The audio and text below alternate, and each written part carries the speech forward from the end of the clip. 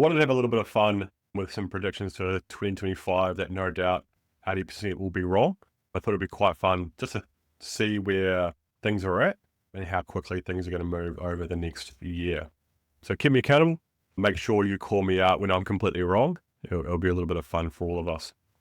So the first thing I really truly believe is this is the last year without humanoid robots in the workforce.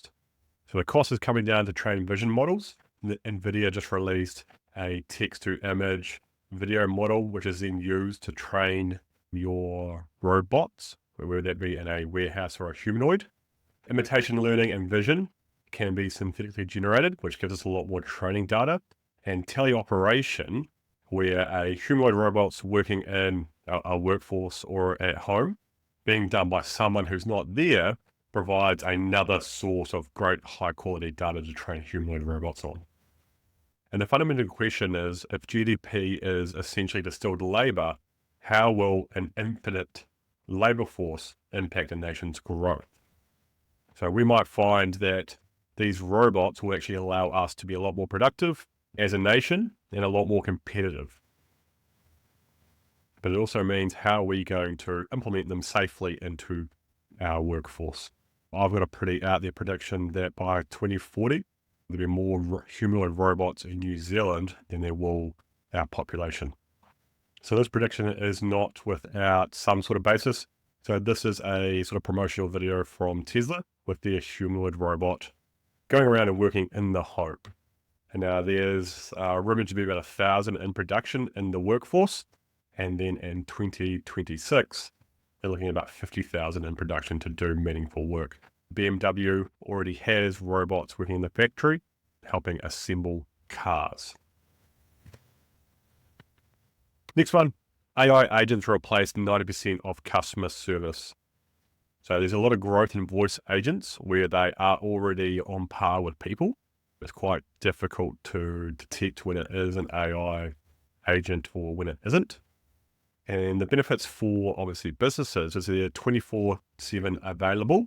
And when it can be connected to a database, it's quite simple to actually do that work to connect it, and allows your AI voice agent or AI chat agent to look at the database and answer customer queries.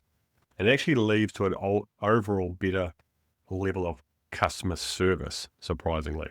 People prefer to deal with AI agents because they get the answers a lot quicker than if it was a person.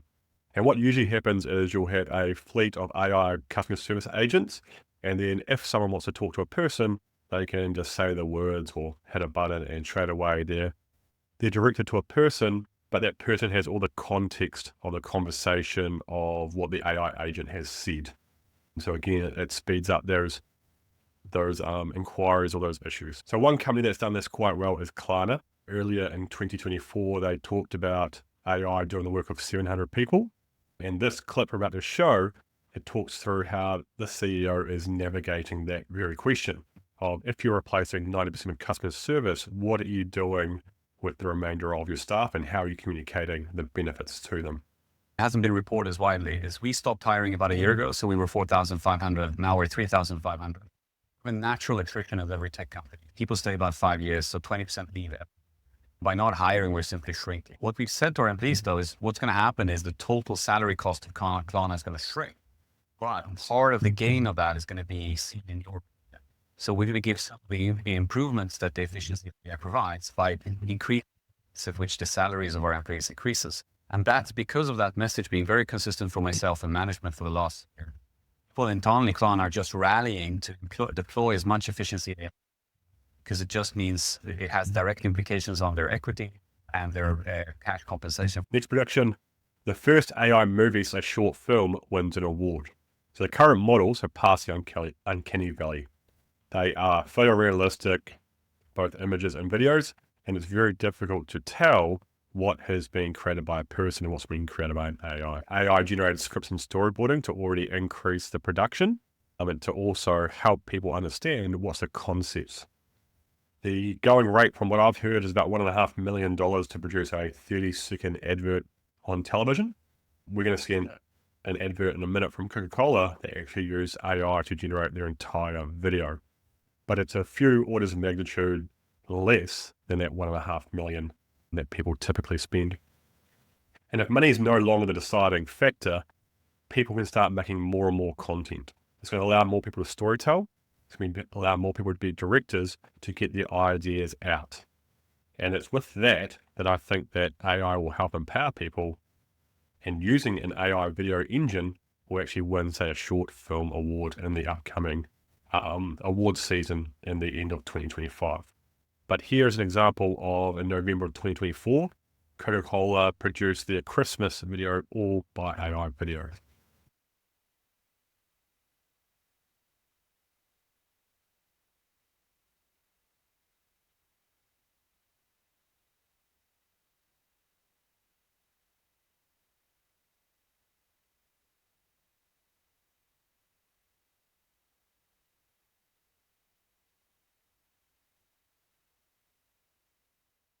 Prediction number 4. Due to AI workforce changes, commercial real estate starts to stagnate. So as we augment white-collar work, the need for office space will decrease. And that's starting to be seen in the vacancy rates in the United States, and will start to bleed into New Zealand. So knowledge workers today, so if I was an employee today, I'd be using AI, and I'm a knowledge worker, I'd be using AI to automate 90% of all the work that I do. And with this, there's going to be a huge movement and a huge push for hybrid or work from home, where people are doing a lot more of what they want to do in their own home, and AI is doing a lot more of their knowledge work in the background. And you'll even start to see people sending their AI avatars to Zoom meetings to take notes, just so they don't have to be stuck in an endless loop. And this can be seen in the vacancy rates for commercial real estate in regards to office space. So we're up close to the 20% in regards to vacancy rates over in the States. This is from the Federal Reserve Bank of St. Louis.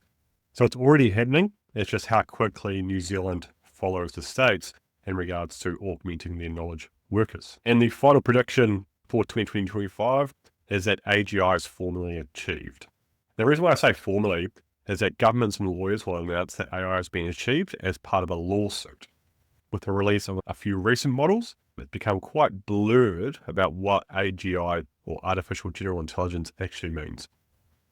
And this will unlock a new era of co-creation, where people will have an AGI in their pocket to assist them in their personal and professional lives. And it's going to increase not only the productivity of knowledge workers, but also manual labor workers and embodied AI or humanoid robots. And a prediction I make is that more jobs will be created than lost due to AI. Industries that we could never have dreamed of will be created, and it will lead to a huge amount of growth within the economy. And finally, it's always fun to make these predictions. Hold me accountable. Tell me I'm an idiot. Tell me when I'm wrong. And to learn more about what we do, head over to gentecintelligence.co.nz and take our free AI readiness assessment. Appreciate your time. Thank you.